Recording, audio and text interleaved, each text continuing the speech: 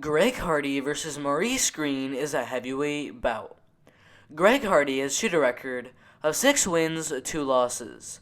Maurice Greene has shoot a record of 9 wins, 4 losses. Alright, so Greg Hardy is currently the minus 340 moderate favorite to win this fight. Maurice Greene is the plus 265 moderate underdog. Both of these fighters are in their 30s. Greg Hardy, he is 32 years old. Maurice Greene, 34 years old. So not really an age advantage for either fighter in this fight. Now, both of these guys weigh in much different. Greg Hardy usually weighs in around 265. Maurice Greene weighs in at 250. So Greg Hardy is going to be much, much heavier in this fight by 15 pounds. 6'5" tall is Greg Hardy. 6'7" tall is Maurice Greene. So the slight advantage there for Maurice Greene.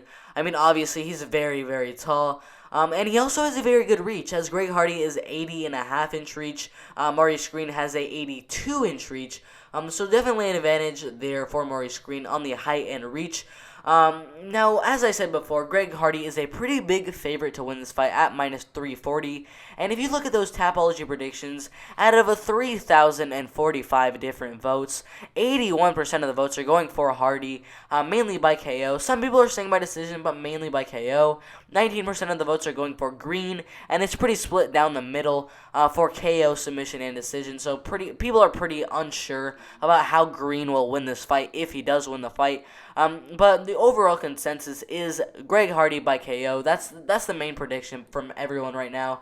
But yeah, now let's get into the video. Alright, so Greg Hardy started his career off with 2 straight wins on Dana White's Contender Series back in 2018. Now, both of the wins were by first-round KO against undefeated opponents at 4-0 and 3-0. But for some weird reason, they did not give him a shot inside the UFC. I don't know why. He got 2 first-round KOs. But yeah, he had one fight in the regional scene. He ended up winning that fight by first-round KO and finally got his shot inside the UFC, where he ended up fighting Alan Crowder. But in the second round, he threw an illegal knee and ended up losing that fight.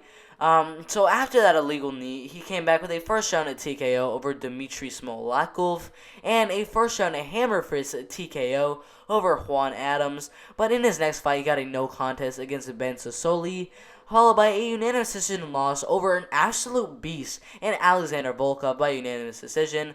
But in his next fight after that, came back with a unanimous decision win over Yorgan De Castro. Alright, now let's take a look at his opponent, Maurice Greene. Alright, so Maurice Greene started to screw off pretty okay with a unanimous decision win over Ed Carpenter in his debut, but he ended up losing his next fight after that by unanimous decision. Came back with a first-round triangle choke submission.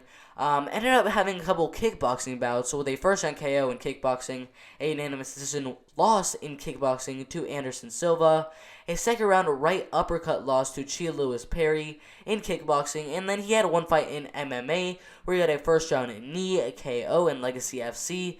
And then one more kickboxing bout against Caitlin Moserano, and got that win by second round KO. And that's actually where he stopped doing kickboxing and got a first round triangle choke submission over Jeremy McDermott in the LFA, followed by a first round triangle choke over Parnell Davis. But in his next fight against Jeff Hughes in a main event at LFA 38, ended up losing that fight by unanimous decision. All of that, he ended up getting a shot on Ultimate Fighter Season 28, where he got a first-round KO in the exhibition bout against Presumla Misela. But in his next fight on the Ultimate Fighter Season 28, it was also an exhibition bout, but it was against Juan Espino, and he ended up losing that by first-round rear naked choke submission. And at the Ultimate Fighter 28 finale against Mikel Batista, he ended up winning by first-round triangle choke submission, getting a shot inside the UFC against Jeff Hughes in a rematch. And this time it was a little bit different, as he ended up winning that fight by split decision in a very, very close fight. Followed by a first-round KO win over Junior Albini. But he ended up losing his next 2 fights after that to Sergey Pavlovich and Alexei Oleinik by first-round KO and a second-round armbar. But in his next fight against Gian Vellante, he actually ended up, it was crazy. He lost the first and second rounds to Gian Vellante. He was about to lose the fight by unanimous decision. But literally with a minute and 16 seconds left in the entire fight, He was on the bottom, and I don't know what he did, but he locked in some sort of weird choke and ended up getting the win by third round submission. Um, I don't know how that happened, but he did get the submission win over Jean Vellante. Was losing the fight the whole entire time before that submission. I mean, Greg Hardy, he's gonna go in there. I assume he's gonna go in there and try to get a knockout. Everyone's saying he's gonna go out there and try to get a knockout. Maurice Greene, you never know with him. He could go for a knockout, and he could randomly go for some takedowns and try to get some submissions. But I do think this fight's gonna stay on the feet for the whole entire fight. Because I don't think the fight's gonna last that long. For Maurice Greene to take the fight to the ground, and I do think Greg Hardy is gonna get the win by KO in the first round. Alright, if you agree, disagree, or have something to say, make sure you put in the comment section below, and I expect to every show in those comments. Make sure to like, subscribe with notifications turned on, so you don't miss the absolute best MMA content out there.